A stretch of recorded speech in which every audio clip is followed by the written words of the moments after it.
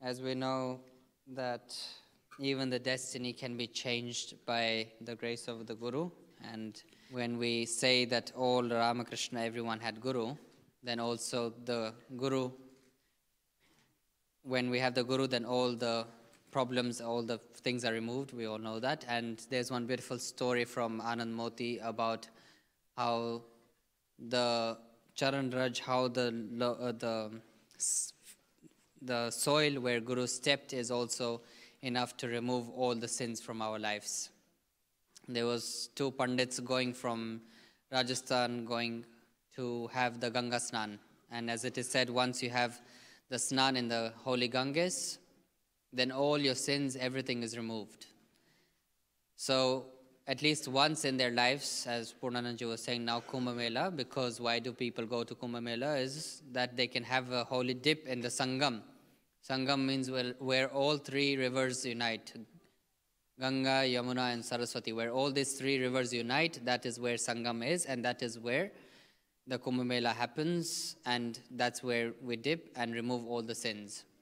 So the two Brahmins decided that they will go to have Ganga Snan.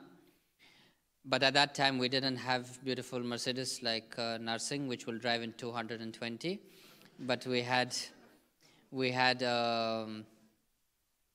11 number vehicle. In India, we say 11 number ki gaadi, which means vehicle of which looks like 11, which means our 2 feet. You walk like this. And hitchhiking on bull carts. So those two were walking, and they were walking for many days. Every night they used to stop. And on the way, someone met them and said, if you want the essence, the full package, if you want everything in one, that you have darshan, then make sure you only eat in the houses or in the ashrams of those people who have had Ganga Snan already. Otherwise you will not die if you don't eat for 1-2 days. Don't eat, starve a bit, but only eat in those places where the households had Ganga Snan. They said, okay. If he says that this will give us more blessings, then why not? So they continued wherever they stopped in the night.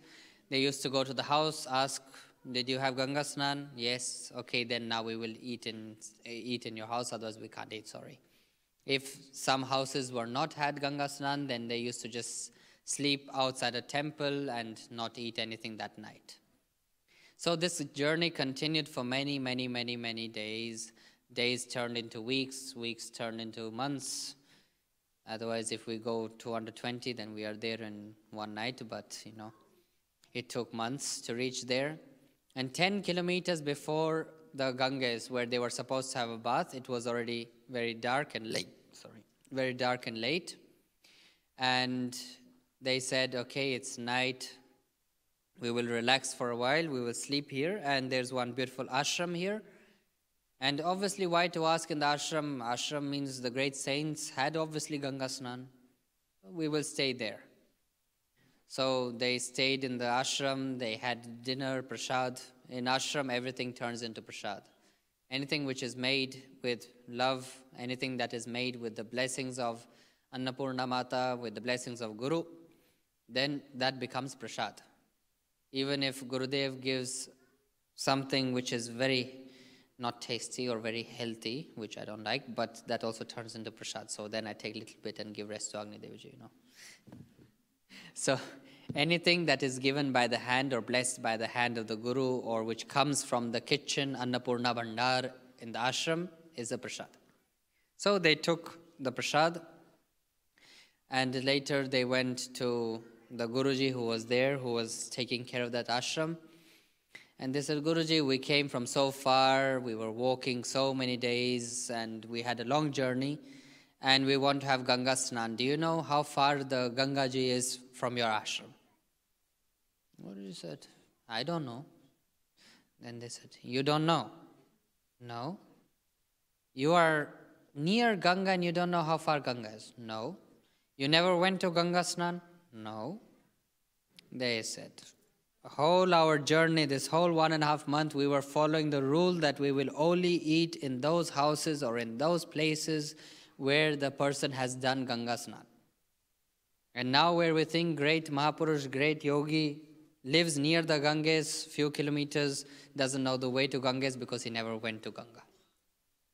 Then they were very upset, very sad. Then they sat outside their cottage where they got the room, and they were saying, what have we done? All we lost, all this great tapasya which we did, this all work which we did, all is gone into vain. Now what will happen? Then in the night they saw one black-dressed female lady entering the ashram, and as soon as she entered the ashram, she went to Guruji's house, and outside where Guruji's foot were, because Guruji went to sleep, so where the feet were, they touched that feet and put that dust of that lotus feet on their head, and they turned into beautiful white dressed, beautiful devis.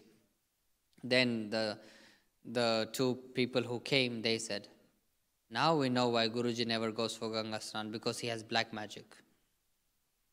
Because people are coming to him in the night and transforming from something to something. So there is surely some black magic going on here. We need to be very careful. And then one lady that comes, she goes to the kitchen, cleans the dishes. Other lady comes, transforms, does the jharu, sweeping the whole ashram. Third one comes, cleans Guruji's house. Then when they were leaving, the two people said, oh Devi, who are you and who is this Guruji? Why did you come here and how did you suddenly transform? They said, this is Yamuna, this is Saraswati, and I'm Ganga.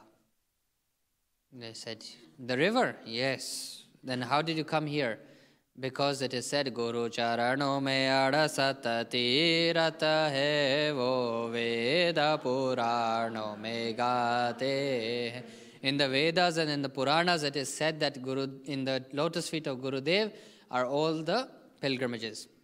So you all come and have bath in us, and we are then full of your sins and all of your dirt, and that's why we were all black.